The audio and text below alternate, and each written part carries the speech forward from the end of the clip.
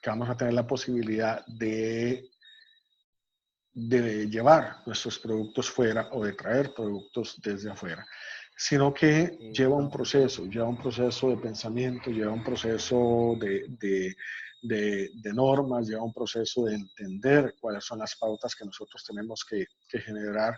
Muchos son los negocios que yo sé que todos en general conocemos que no han tenido éxito precisamente por el desconocimiento de esos pasos, aunque haya existido suficiente dinero de inversión y buena intención con respecto de el negocio o de la comercialización que se quería hacer. ¿Okay? Don Gonzalo, bueno, sí, dime.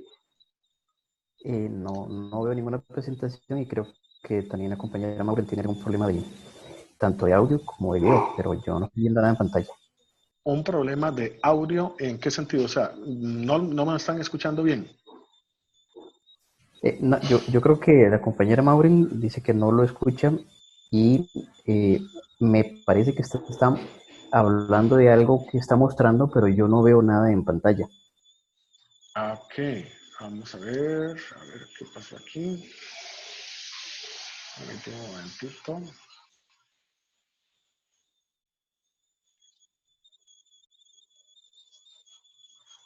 Permítame para ver si...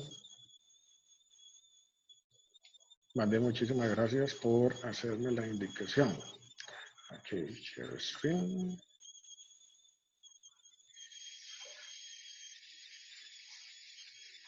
Ok. Dígame si ya lo logran ver. Sí. Correcto, ahora sí, yo sí veo Ahora que sí. dice ventajas derivadas del Ventajas derivadas comercio. del comercio exterior. Ok, perfecto. Ok. Sí, y la compañera Maureen dice que lo ve, pero no lo escucha. Me ve, pero no me escucha. Pero todos los demás sí me escuchan. Ok. Puede suceder que el audio, la entrada de audio de ella, de celular o de la computadora, esté muy bajo. Porque los demás sí no me han reportado que tengan problema de audio.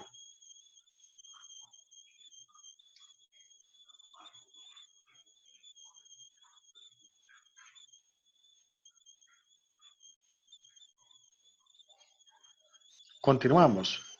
Maureen, ¿me escuchas?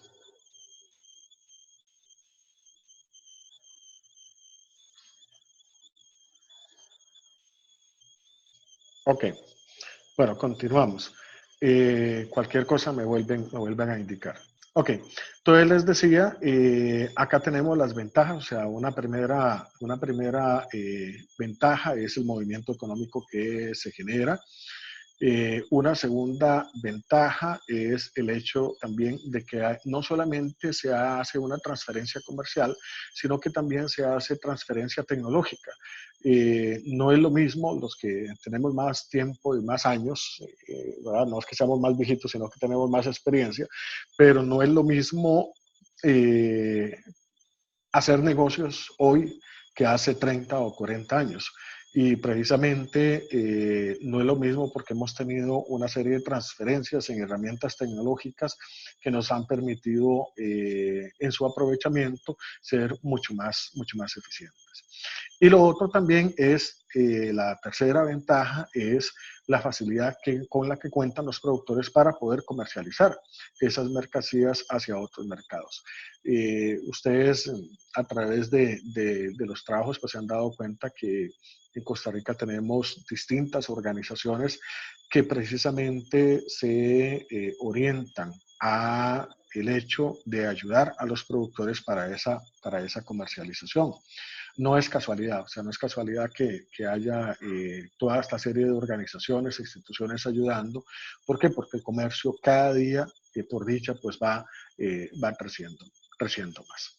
Bueno, como les decía hace un rato, la OMC nace en el año de 1995, es una organización relativamente joven en términos propiamente de lo que es el comercio, es una sucesora del GATT, El GATT ya estamos hablando que tiene 50, 60 años y poco a poco se ha ido pues generando, a partir del año 95 y hasta la fecha, se han ido generando pues una serie de normas globales que rigen el comercio entre los países, procurando precisamente que ese comercio pues genere el mayor nivel de beneficio.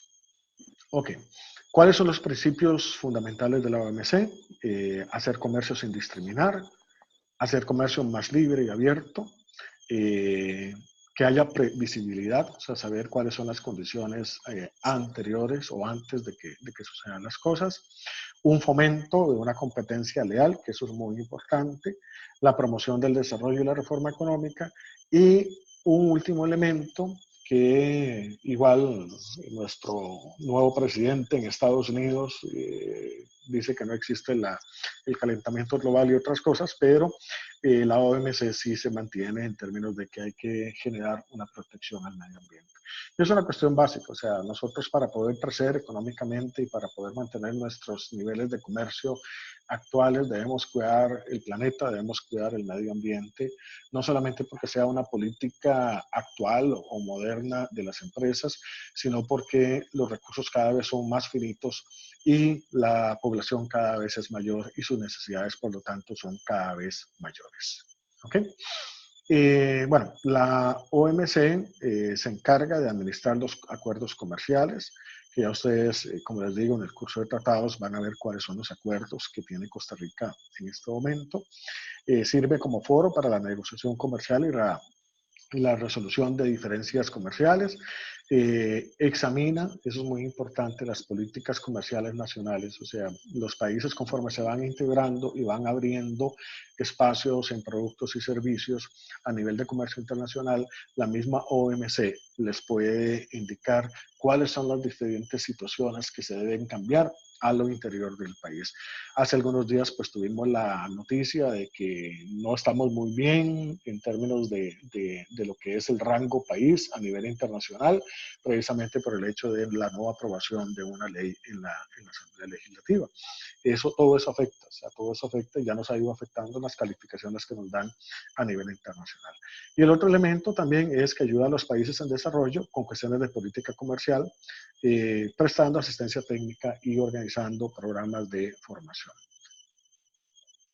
Acá pues tenemos precisamente las semejanzas y las diferencias, que como eso es parte de la tarea, no se los pongo mucho para que no copien. ¿Okay? Bueno, esa es la presentación de los compañeros del equipo número 2. Vamos a pasar a la presentación del equipo número 3. Vamos a ver.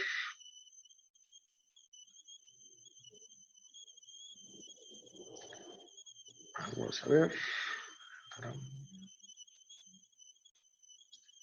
Equipo número 3.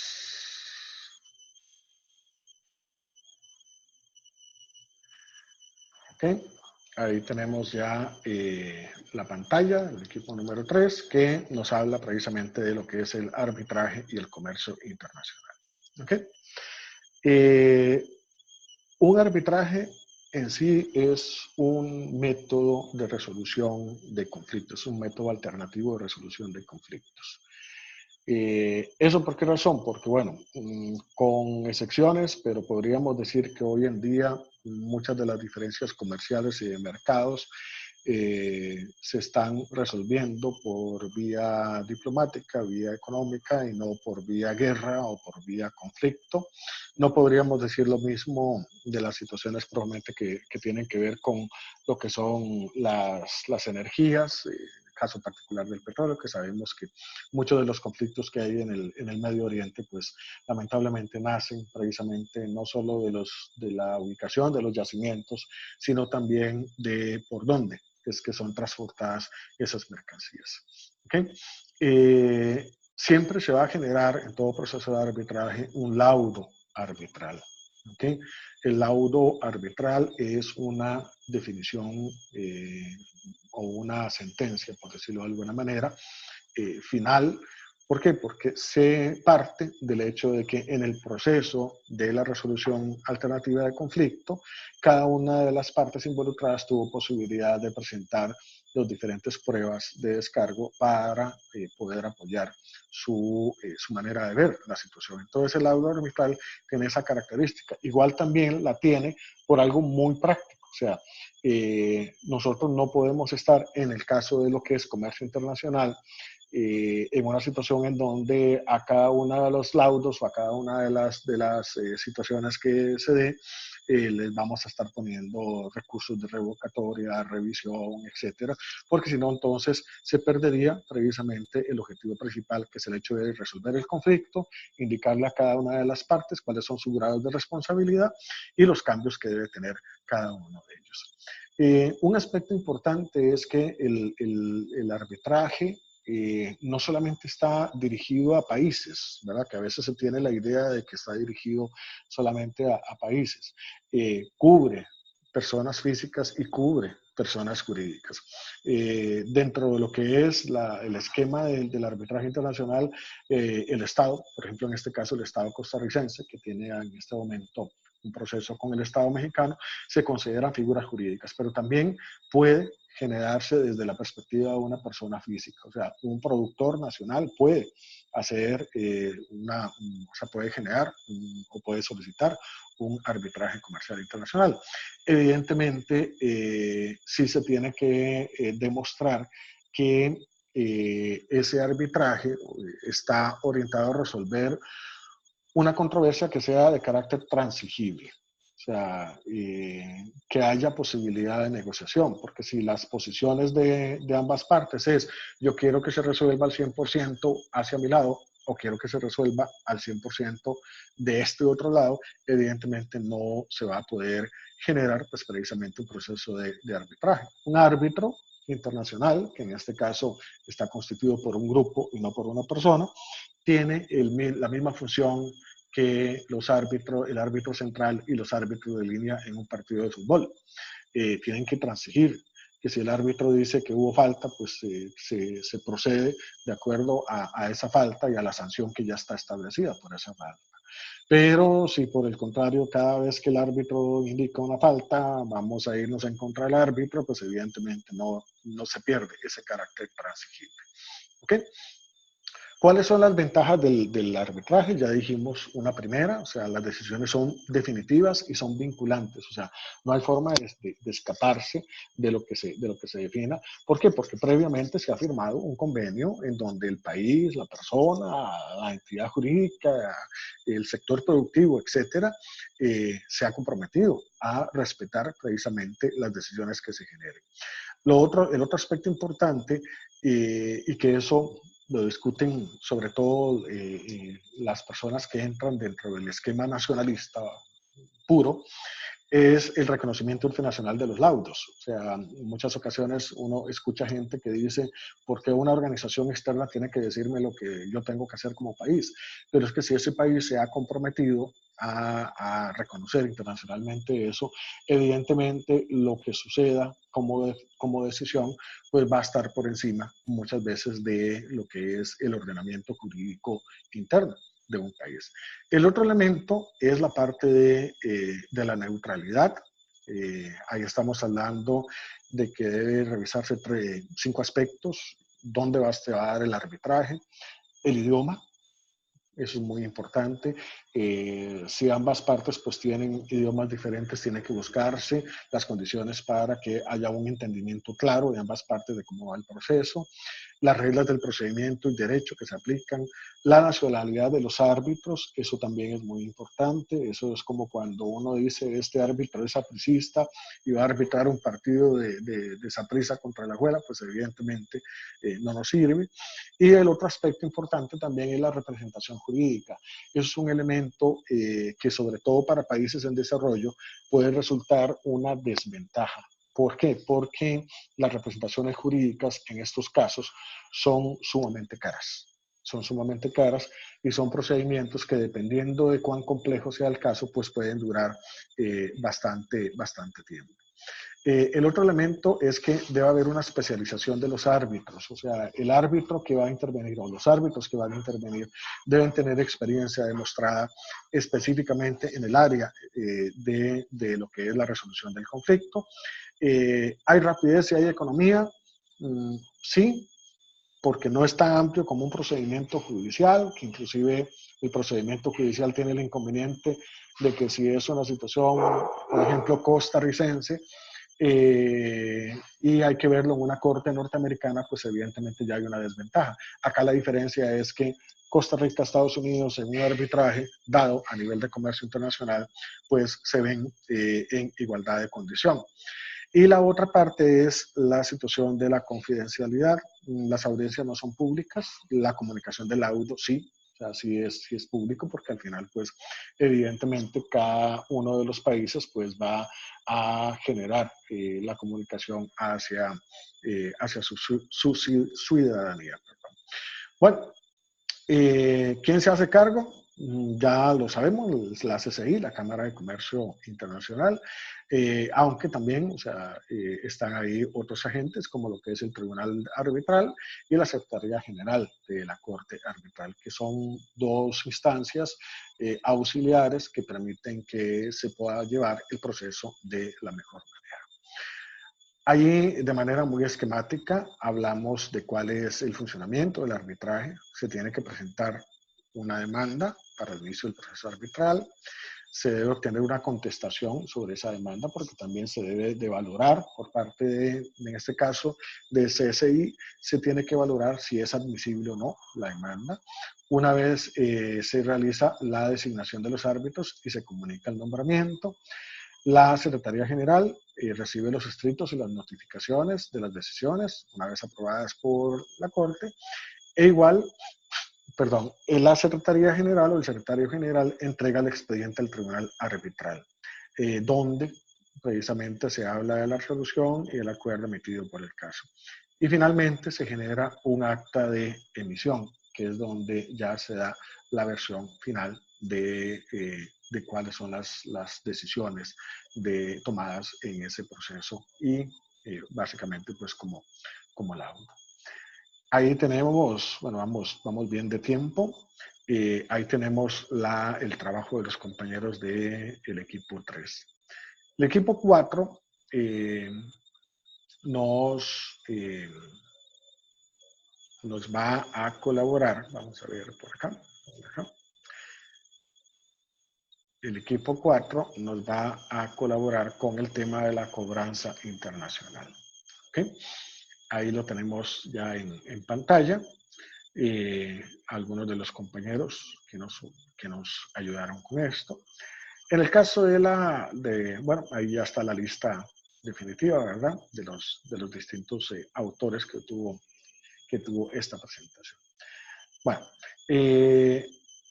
en general la cobranza es una orden que recibe un banco de un exportador. Consiste en cobrarle al importador el valor que se consigne en los documentos de embarque. ¿Okay?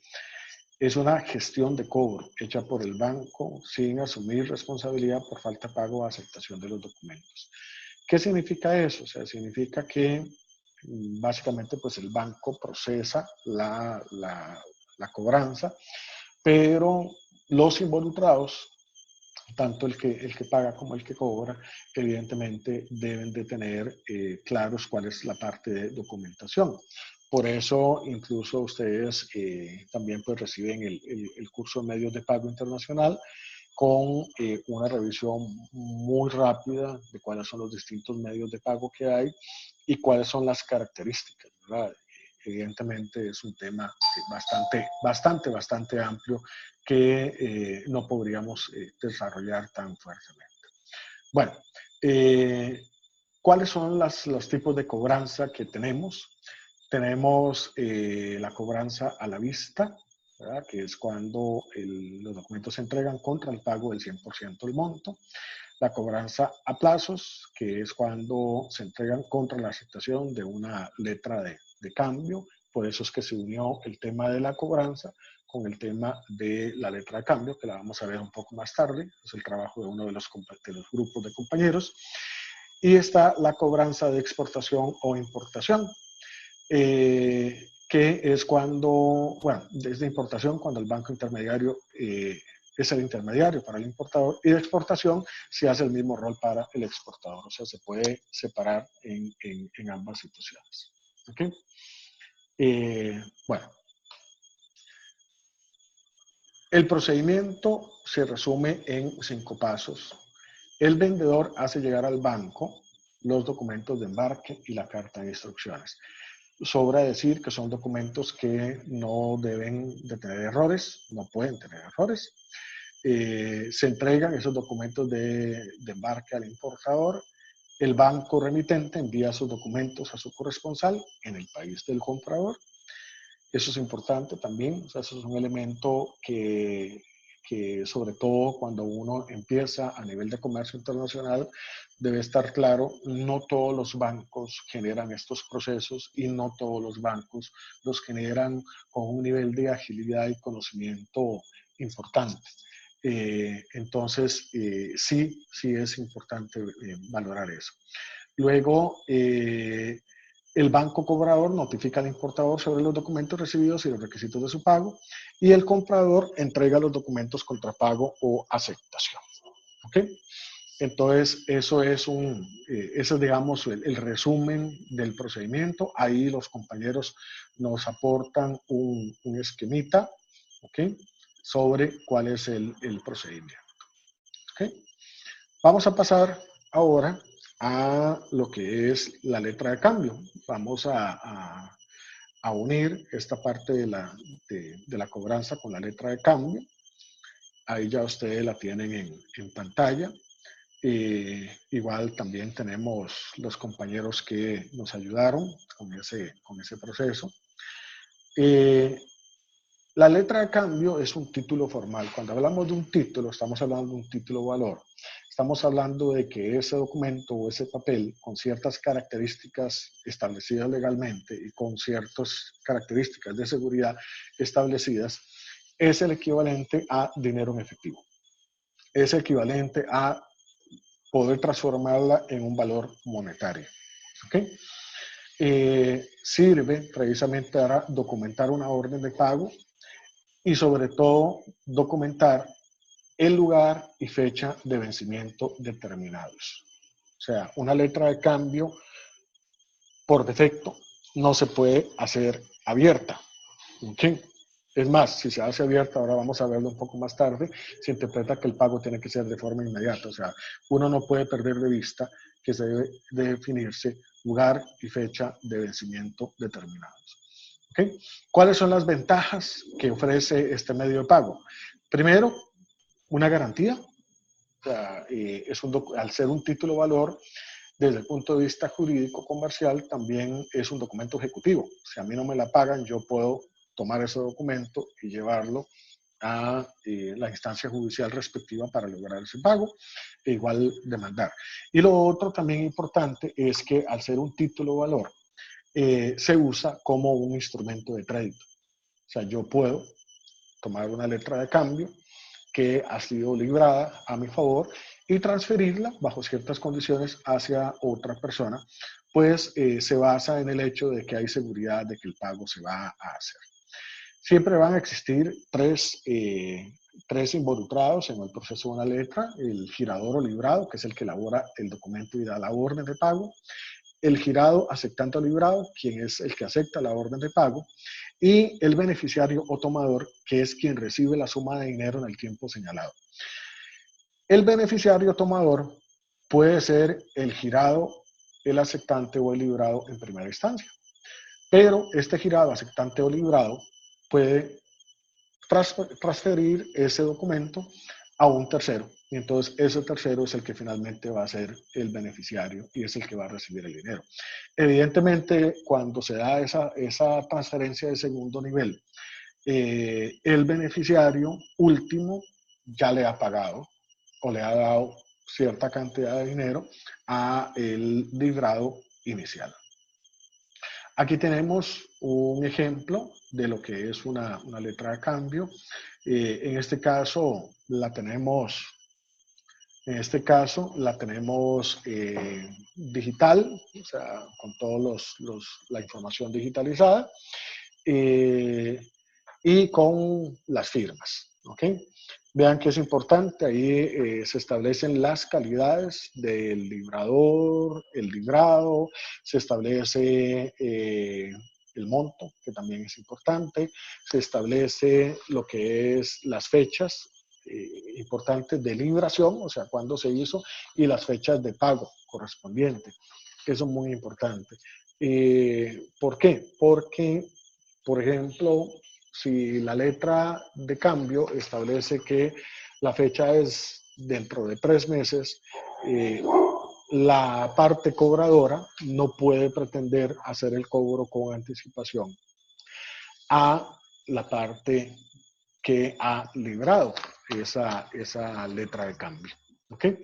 ¿Qué significa eso? O sea, significa lo siguiente, que si yo, por ejemplo, en segunda instancia tomo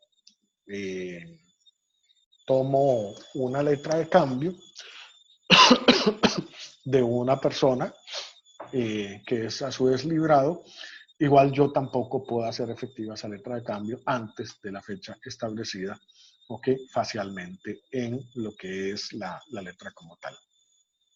Algunas orientaciones correctas, bueno, ya vimos el lugar, el importe se debe expresar en números y se debe expresar en letras, eso es importante.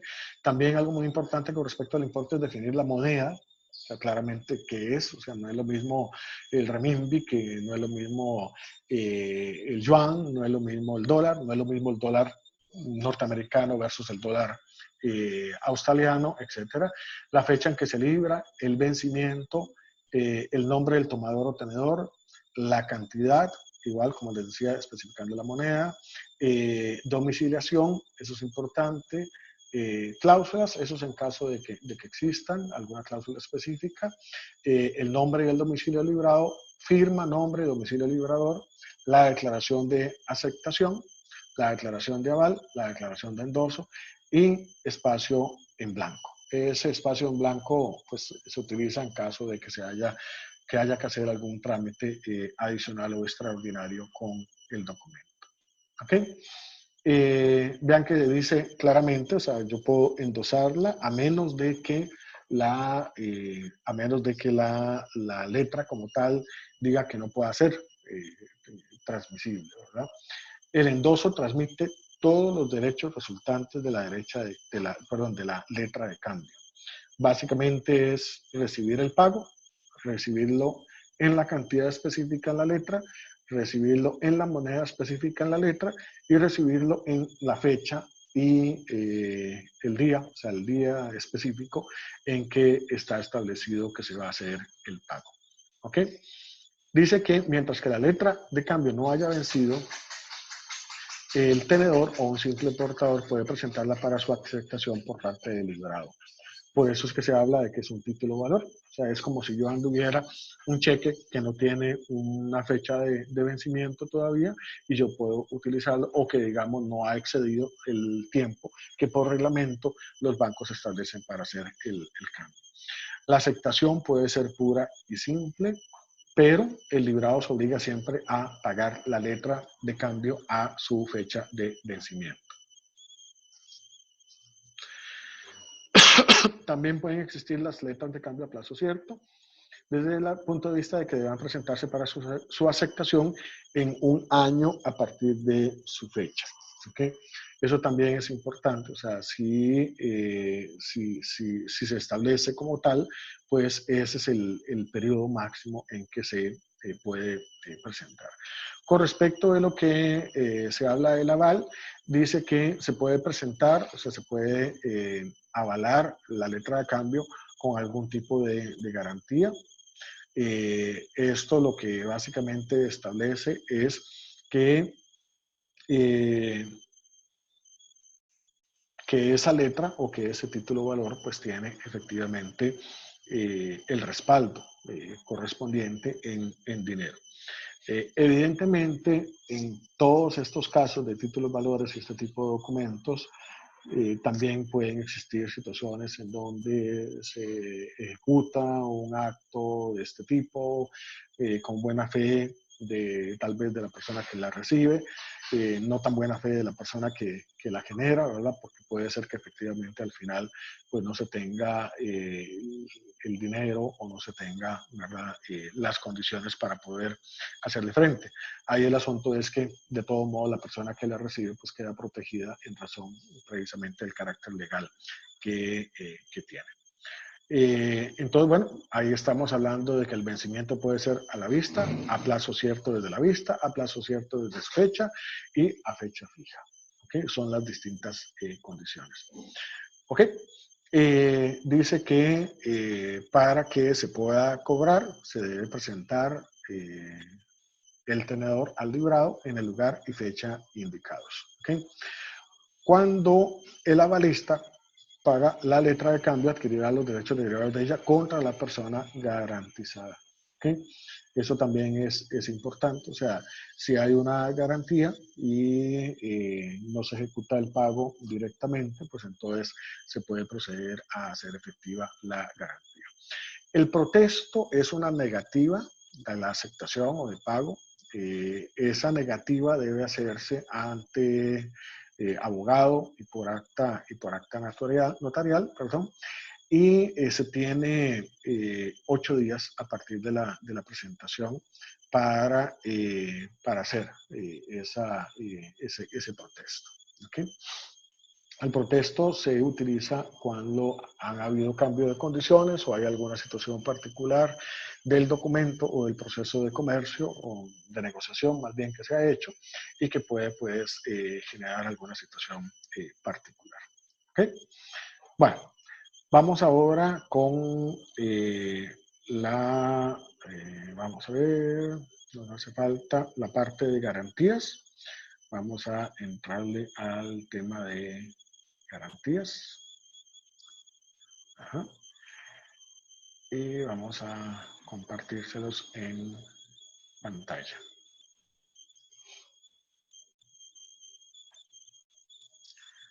Aquí tenemos lo que es el tema de garantías.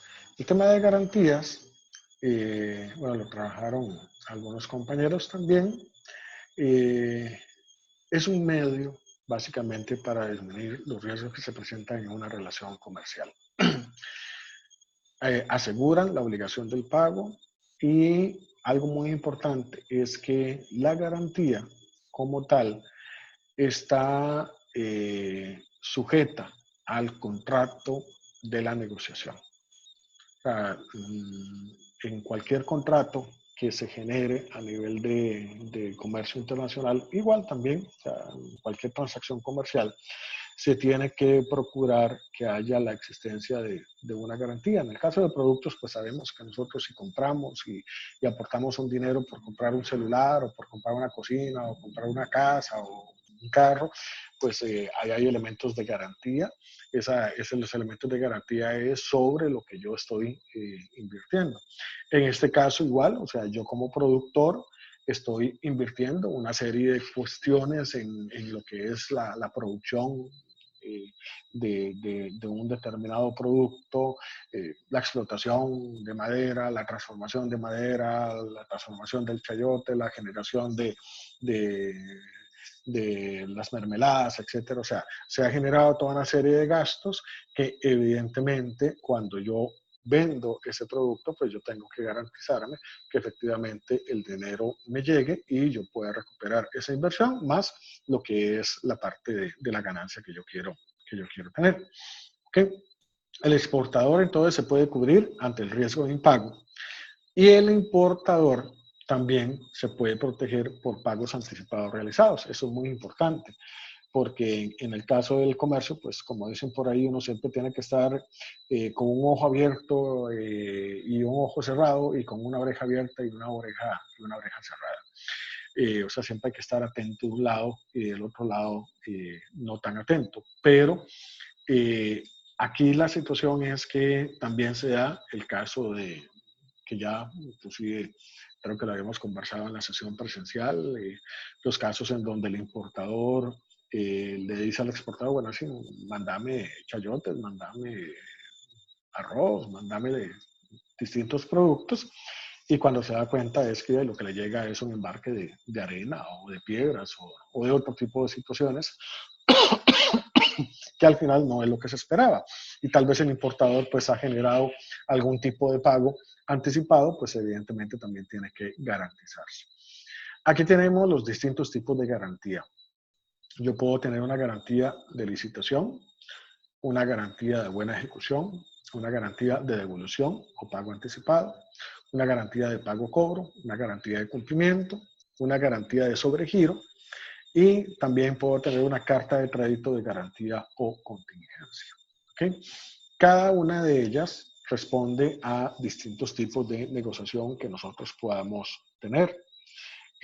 Son figuras de comercio diferentes. No es lo mismo una licitación cuando estoy hablando también de una garantía de sobregiro, o sea, pero también se pueden combinar.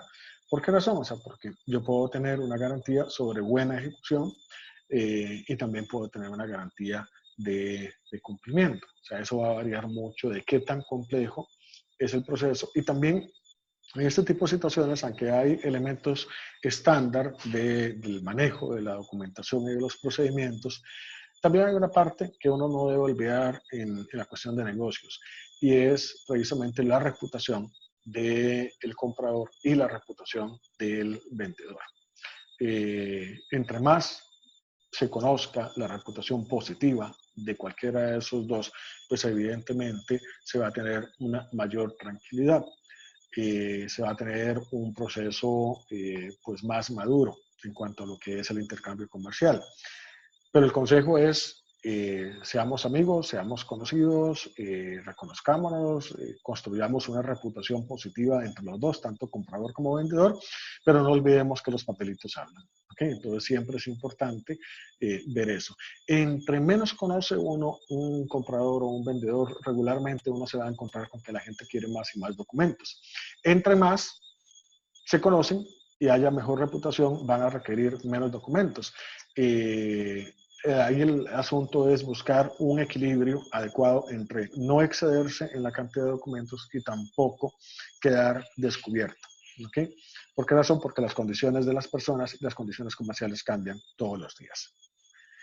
¿Ok?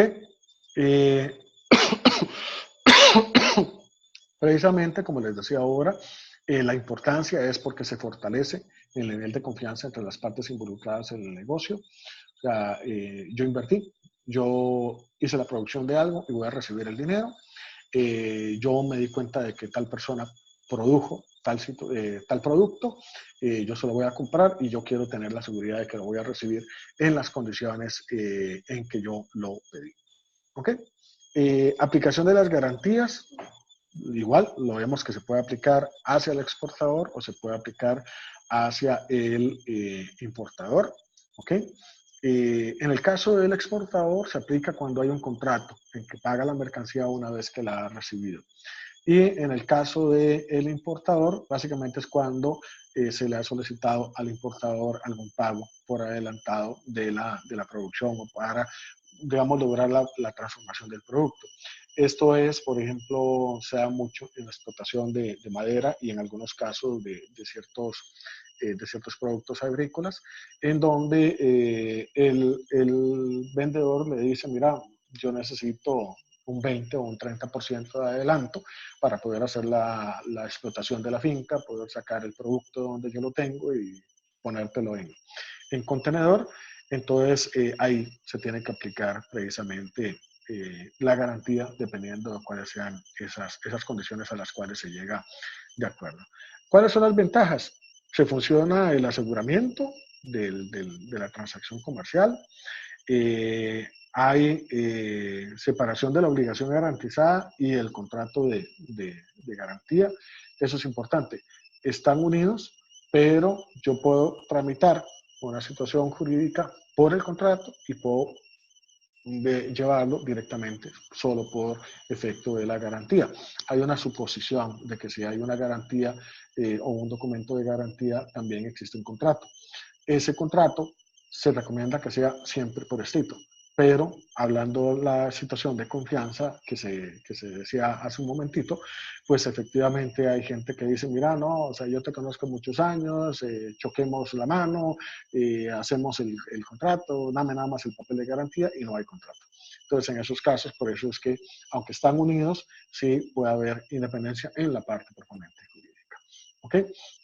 El beneficiario entonces tiene allí perdón, una directa correspondencia en la redacción del contrato de garantía y también se tiene que incluir, que se recomienda, la cláusula a primera demanda. O sea, eso permite un cambio de papeles en el ámbito procesal a través de la inversión de prueba. O sea, en otras palabras, no te van a tirar la situación a una primera, segunda o tercera etapa del proceso, sino que a primera demanda se tiene que entregar toda la documentación y se define cuál es la condición. Eso pensando eventualmente en una situación de arbitraje o incluso en una situación de tipo judicial. ¿Cuáles son las ventajas para el banco emisor? Recibe una retribución económica por parte del deudor ordenante de la garantía, o sea, siempre se genera un porcentaje ahí de intermediación. Lo otro también importante es que la entidad bancaria elimina dos riesgos. Elimina el riesgo de que el ordenante no podrá oponerse a ningún tipo de sección e impide, impide también las actuaciones fraudulentas o irregulares que se pueden dar, que lamentablemente son bastante frecuentes y por eso es importante pues conocer todo este tipo de herramientas que podamos tener. Las ventajas para el deudor ordenante básicamente es que la garantía cumple para ella una función de crédito. O sea, si me fallan, la garantía yo la ejecuto, o sea, es un documento ejecutivo de carácter legal y que puedo hacerla valer para yo poder recuperar mi inversión. ¿Okay? Esos en términos muy generales, los trabajos que han hecho los compañeros. Fueron los 6 temas que se asignaron en los distintos trabajos colaborativos. De mi parte, como docente, quiero decirles que una vez hecha la revisión de cada uno de los trabajos, pues me siento bastante satisfecho en términos de que se fue muy específico en cada una de las exposiciones temáticas, se fue muy específico en cuanto a qué era lo que se requería en cada uno de los temas. Sí, yo sé que se dio algún tipo de confusión de, bueno, hasta dónde sí, hasta dónde no, qué tan grande o qué tan pequeña puede ser la camisa, ¿verdad? Para cada uno de los temas. Pero bueno, ya vimos que algunos compañeros se extendieron un poco, otros no se extendieron tanto, pero todos en general cumplieron con el objetivo académico. Voy a tocar un último tema importante. Voy a compartir la pantalla. Que tiene que ver precisamente con las actividades, aquellas famosas de la semana 3 y la semana 4. Acá está la actividad número 5. Dice, se conformarán 6 equipos de trabajo y cada equipo deberá elaborar una presentación de PowerPoint entre 8 y 12 filminas en donde se va a exponer un tema. Ya cada uno de ustedes conoce cuáles son los temas. Esto que yo les acabo de exponer de cada uno de los compañeros, ustedes lo van a recibir mañana temprano por la mañana. En un correo van a recibir las 6 exposiciones.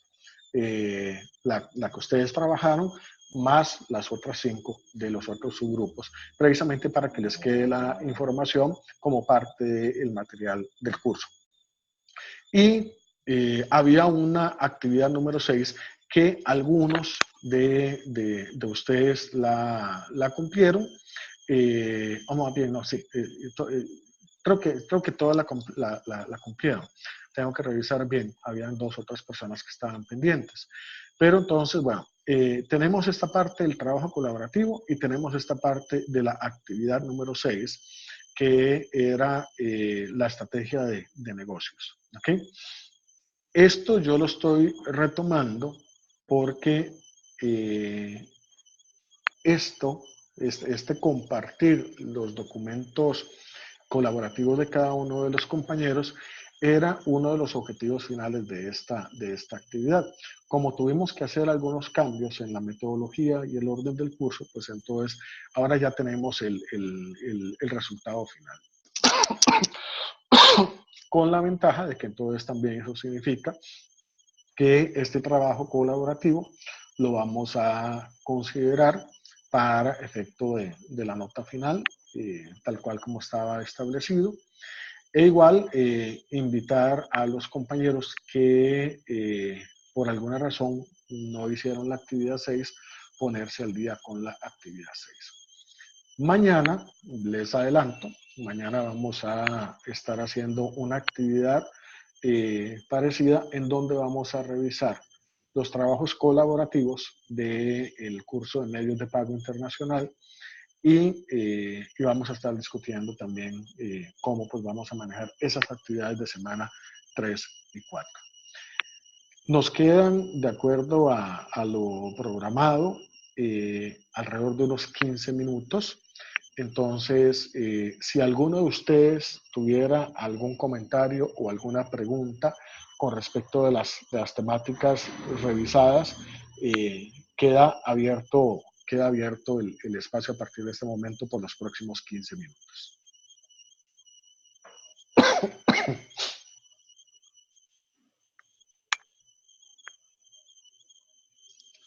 Otros ya se me durmieron porque el profesor habla muy, muy aburrido.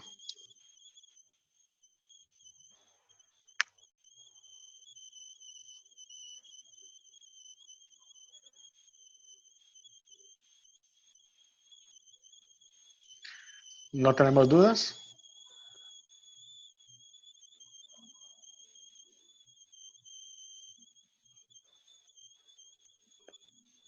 Todos están muy calladitos. Aquí estoy viendo que todos están con el micrófono apagado.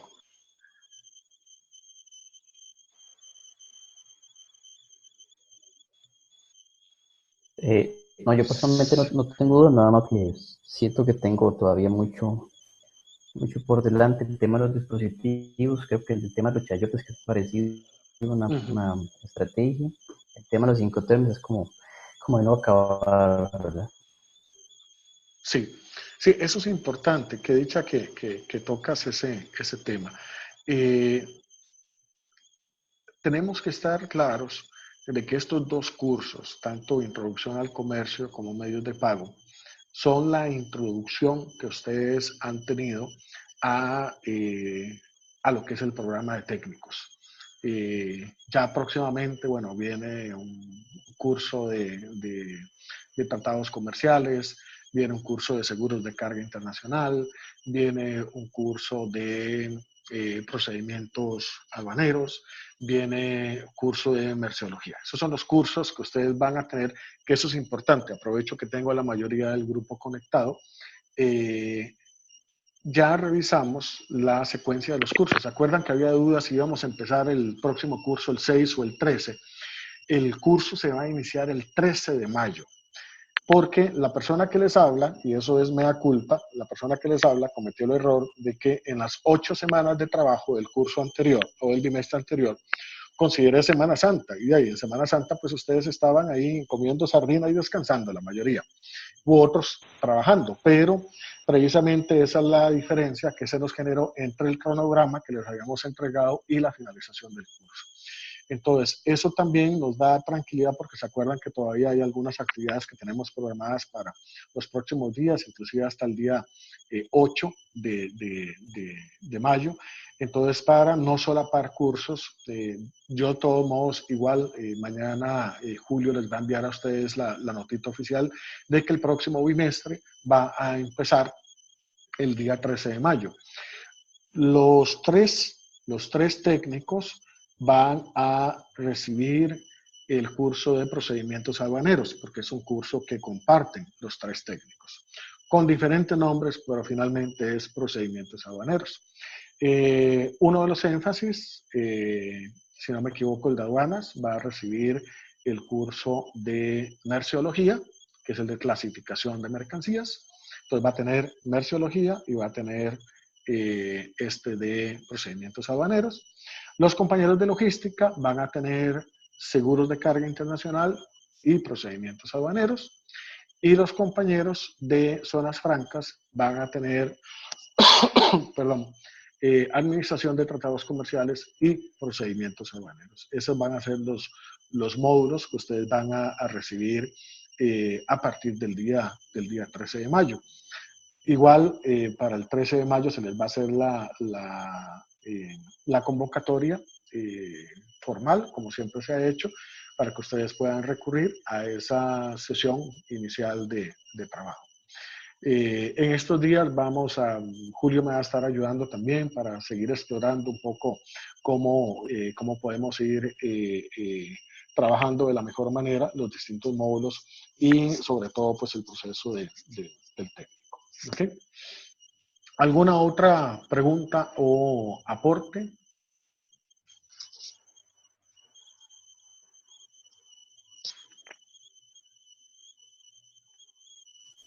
El día de mañana es igual a la misma hora. Sí, el día de mañana igual va a ser de 6:30 a 8, o sea, va a ser aproximadamente hora y media también. Va a ser igual. De todos modos, al igual que hoy, mañana por la mañana, yo les envío la invitación con el número de sesión para que ustedes puedan ingresar como lo hicieron ahora.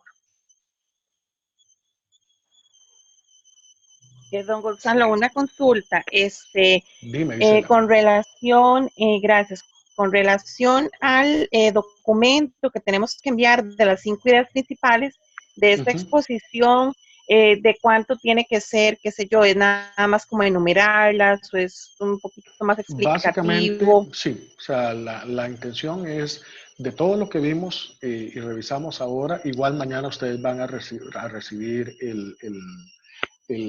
¿cómo se llama? Los documentos ya en digital, es sacar las 5 ideas principales que te llamaron la atención. O sea, estoy pensando en un parrafito pequeño de 4 o 5 líneas para cada una de las ideas. ¿Ok? ¿Por qué lo hago de esta manera? Porque dependiendo del énfasis del técnico de cada uno de ustedes, habrá cosas que posiblemente les han llamado la atención más que otras. Entonces, la idea es no decirles 5 ideas por cada exposición, sino de todo el material que ustedes recibieron ahora en exposición y que van a recibir mañana en digital, puedan sacar las 5 ideas principales que ustedes consideran más oportunas, aplicadas propiamente al interés de cada uno. Perfecto, muchas gracias. Excelente. ¿Alguna otra pregunta, muchachos, muchachas?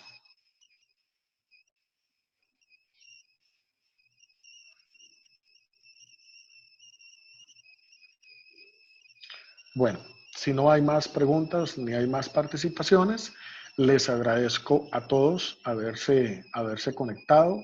Recuerden que después yo les voy a enviar también el link de YouTube donde vamos a subir el video. Estas charlas tenemos la posibilidad de grabarlas de tal manera que ustedes puedan aprovecharlas posteriormente ya como video de reforzamiento. Agradezco entonces a todos la presencia y tengan muy, muy buenas noches.